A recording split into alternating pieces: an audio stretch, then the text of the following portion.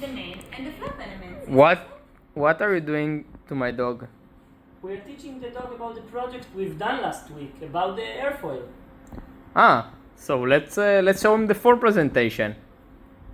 In this project, we studied the 30P30N three-element airfoil using grand simulation in SU2. We focus on validation, translation, and rotation modeling, compressibility, and grid sensitivity. The 13P30N is a difficult CFD case because the flow around its three-element interacts through narrow slots, separated shear layers, and recirculation regions. The leading edge slot delays separation and allows the wing to operate at high angles of attack, but it also creates a complex recirculation zone inside the slot core. The main element produces most of the lift and experiences a strong adverse pressure gradient. Finally, the flap increases the effective camber and lift while the slot jets add momentum to the boundary layers and have delay separations.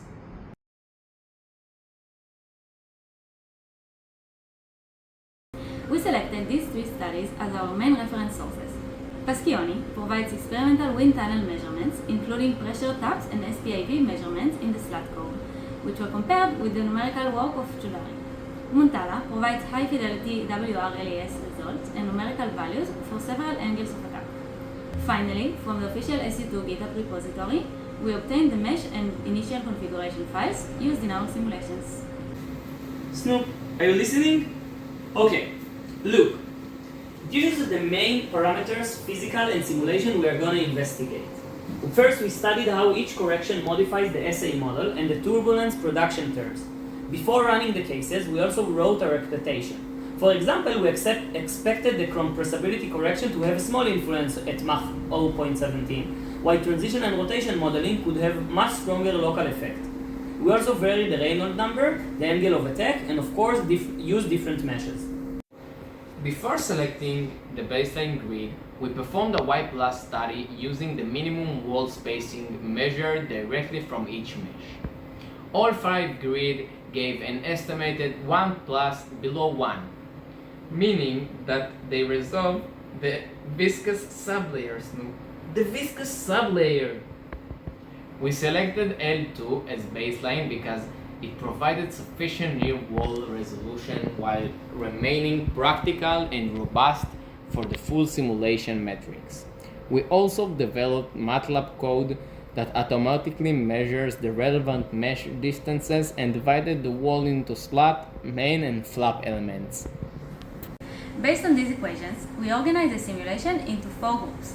The first included 9 combinations of 3 Reynolds numbers and 3 angles of attack.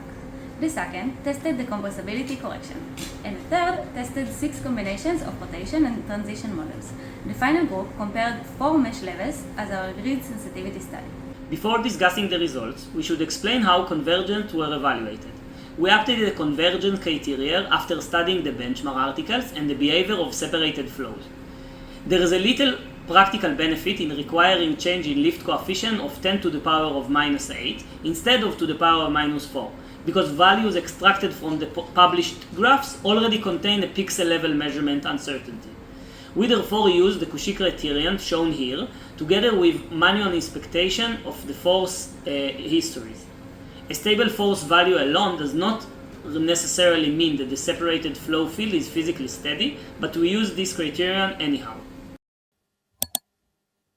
For the pressure coefficient, the simulations generally reproduce the main shape of the benchmark distribution and the sections peaks on the 3 elements.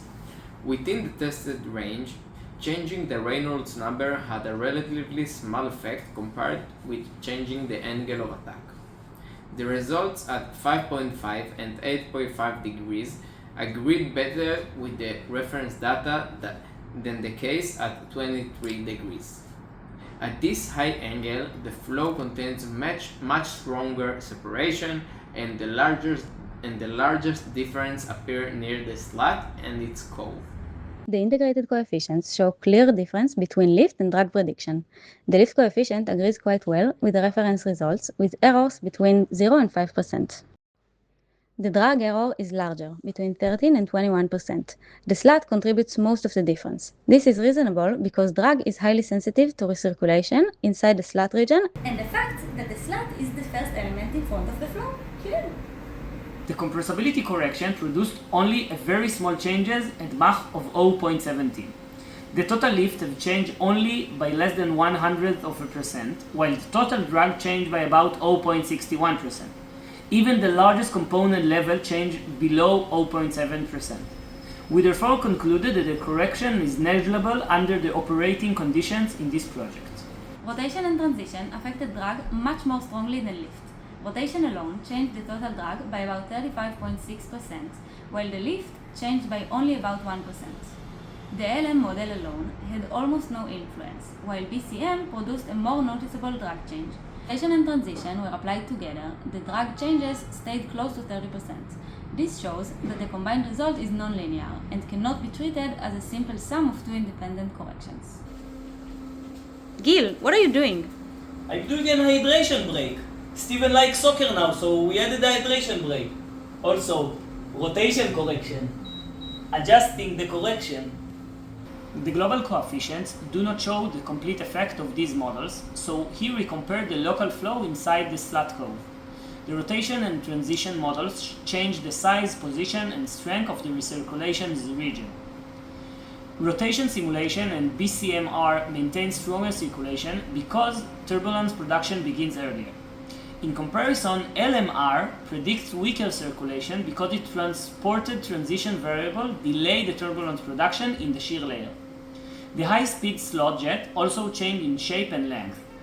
This showed that the selected model has a significant influence on the local mixing, even when the change in total lift is very small. The grid study did not produce a simple monotonic improvement as the mesh was refined.